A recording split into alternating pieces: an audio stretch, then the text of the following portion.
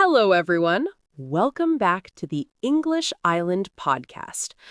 When you are unemployed, how does it feel? It feels like a deep, endless ocean, and all around you, there is only darkness. Swimming through it is not easy.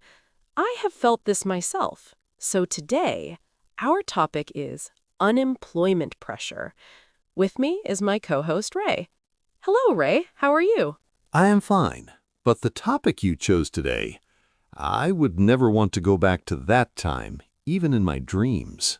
Yes, I also never want to go back to that phase. It was a very difficult time. Yes, very difficult. During that time, I used to think, when will I come out of this darkness? I also started feeling maybe I will never be able to come out of it. So, Ray, tell us, what happened when you were unemployed? How did you come out of that phase? Well, I feel like we should talk about some other topic. Whenever I talk about this, it feels like I'm going back into that world again. I know, Ray. It doesn't feel good to talk about it. But people should know that this phase exists, and more importantly, how to come out of it. That is our purpose. Yes, you are right. This is about 4 years ago, when I completed my graduation. There were placements in college, but I did not get selected. What happened after that? After that, I had to sit at home with nothing to do. For how long? Around 1.5 years. Really? Yes, for about 1.5 years I was at home. During that time, I kept applying for jobs. Sometimes I got rejected, and sometimes I didn't even know if I was rejected. Sitting at home like that, I started feeling like I would never go out again. I couldn't study properly, and at night my mind was filled with so many thoughts that I couldn't even sleep. So many times I made plans. I will do this, I will do that. But the next day, everything remained the same. No progress, no direction. It felt like everything was falling apart. My focus was getting weaker. And even when I tried to focus, a voice in my mind said, "Will anything even happen in your life?" I felt like everyone was moving ahead and I was stuck behind. Watching people go to work every morning made me feel ashamed. Even people younger than me had jobs, and I was still the same. Afternoons felt heavy, like a weight on my chest. At 25, it felt like everything was over, and I had to start my life from zero again. Some days I woke up late, some days early, but nothing was consistent. Okay, Ray. I couldn't study properly, and at night my mind was filled with so many thoughts that I couldn't even sleep. Will anything even happen in your life? I felt like everyone was moving ahead and I was stuck behind. Watching people go to work every morning made me feel ashamed. Even people younger than me had jobs, and I was still the same. Afternoons felt heavy, like a weight on my chest. So many times I made plans. I will do this, I will do that. But the next day, everything remained the same. No progress, no direction. It felt like everything was falling apart. My focus was getting weaker, and even when I tried to focus, a voice in my mind said, "Will anything even happen in your life?" I felt like everyone was moving ahead, and I was stuck behind. Watching people go to work every morning made me feel ashamed. Even people younger than me had jobs, and I was still the same. Afternoons felt heavy, like a weight on my chest. At 25, it felt like everything was over, and I had to start my life from zero again. So, Ray, how did you come out of this? To be honest, I didn't come out of it in one day. This was not a movie where you decide one day and your life changes the next day. It happened slowly, very slowly. So there was no big turning point? There was, but it was small. One day, I woke up at 11 a.m. My mother was in the kitchen. She didn't say much, just one line. "Are you tired? Are you tired?" I asked myself, what am I doing? I was not even tired. I was just stuck. I didn't understand it at that moment, but that night, that line kept repeating in my mind. Are you tired? I asked myself, what am I doing? I was not even tired. I was just stuck. That's deep. Yes, that day, for the first time, I accepted that the problem was not outside. The problem was inside me. I was stopping myself. What did you do next? The next day, I didn't do anything big. I just set an alarm for 7 a.m. When it rang, my mind said, sleep, start tomorrow.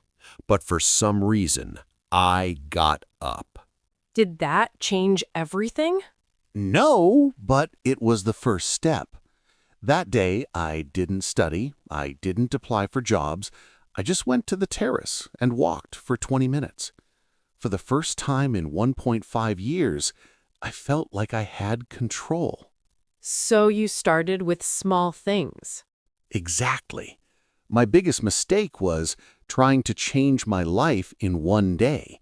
I used to make huge plans, 8 hours study, 20 job applications, gym, meditation, and the next day, nothing. That happens with everyone. Yes, but then I realized consistency is greater than motivation. Motivation comes one day and disappears the next, but habits, they build slowly. How did you build your routine? In the first week, only 3 things. Wake up early, 30 minutes walk, 1 hour study. That's it. And I made sure I never missed these 3 things. What about distractions? A lot of distractions. I used to scroll for hours, so I did one thing. I deleted all the apps that wasted my time.